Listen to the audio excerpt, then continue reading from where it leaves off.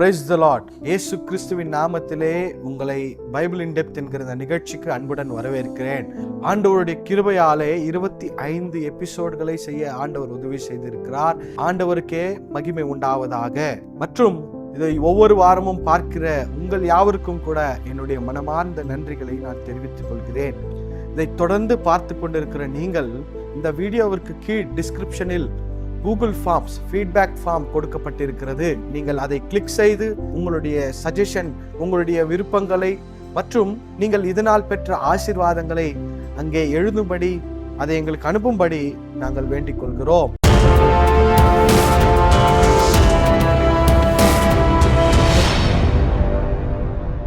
இந்த நாளிலே ஆதியாகமம் 6ஆம் அதிகாரம் 4ஆம் வசனத்திலே ராட்சதர்களை குறித்து நாம் பார்க்க போகிறோம். தேவகுமாரர்கள் மனுஷகுமார்த்திகள் என்ற வீடியோவை நான் பதிவிட்டிருக்கிறேன்.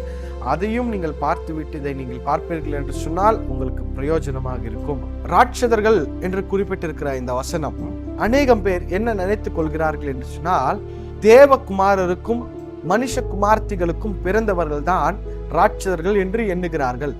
ஆனால் அது 100% இல்லவே இல்லை.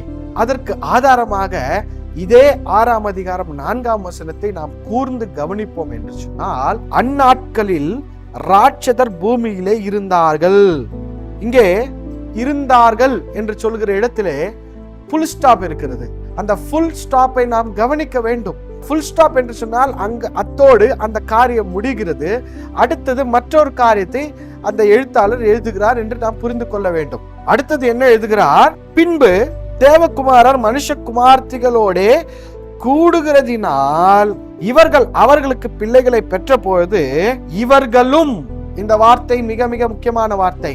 இவர்களும் என்று சொன்னால் அவர்களை போல என்று அர்த்தம். அப்பொழுது ராட்சதர்கள் வேறே, இவர்கள் பெற்ற பிள்ளைகள் வேறே என்று இந்த வசனம் நமக்கு அழகாக தெளிவுபடுத்துகிறது. ஆனால் நாம் படிக்கும் பொழுது சேர்த்து படிக்கிறதுனாலே இந்த புல் ஸ்டாப், இந்த கமா எல்லாம் ரொம்ப இம்பார்ட்டண்டா வச்சு படித்தோம் என்று சொன்னால் நமக்கு இன்னும் வேதம் தெளிவாக விளங்கும். பிரியமானவர்களே, இந்த இடத்துல நீங்கள் பார்ப்பீர்கள், ராட்சதர்கள் வேறே, இங்கே தேவகுமாரர்களுக்கும் மனுஷகுமார்த்திகளுக்கும் பிறந்த பிள்ளைகள் வேறே.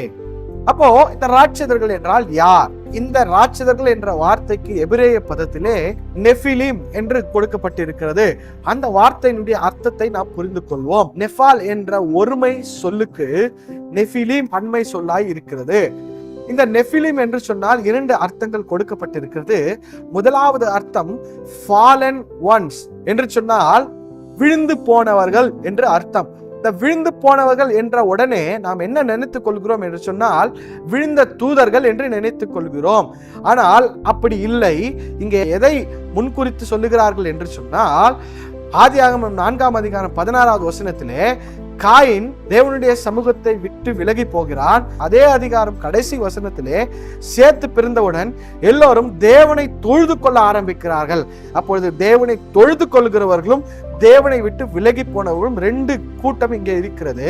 அதிலே விழுந்து போனவர்கள் என்று சொன்னால் தேவனுடைய சித்தத்திலிருந்து, தேவனுடைய திட்டத்திலிருந்து, தேவனுடைய கட்டளைகளை மீறி நடப்பதிலே அவர்கள் விழுந்து போனவர்களாய் இருக்கிறார்கள். அப்போ 5ஆம் அதிகாரத்துல பார்க்கிற ஒரே ஒரு சந்ததி மாத்திரம்தான் தேவனை பின்பற்றுகிறவர்களாய் இருக்கிறார்கள். மற்ற எல்லாரும் தேவனை விட்டு விலகி விழுந்து போனவர்களாய் இருக்கிறார்கள்.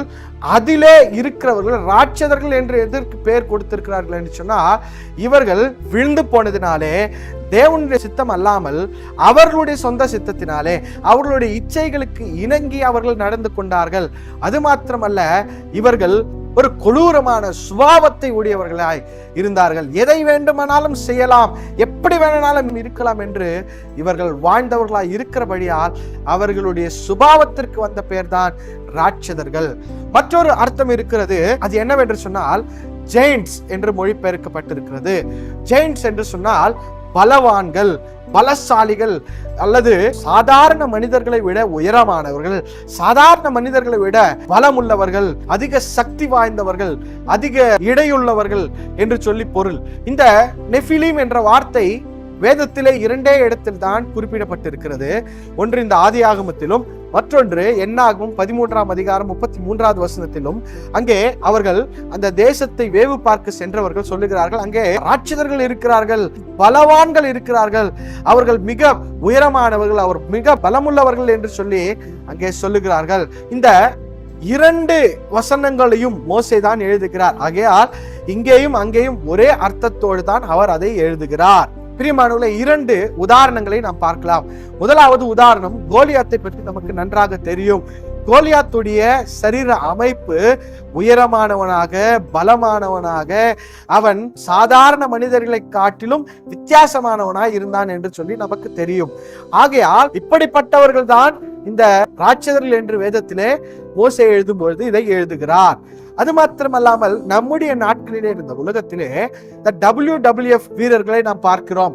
அவர்கள் சாதாரண மனிதர்களை விட பலமுள்ளவர்களாக, அவர்கள் பக்கத்திலே நாம் நின்றால் மிக சிறியவர்களாக காணப்படுவோம்.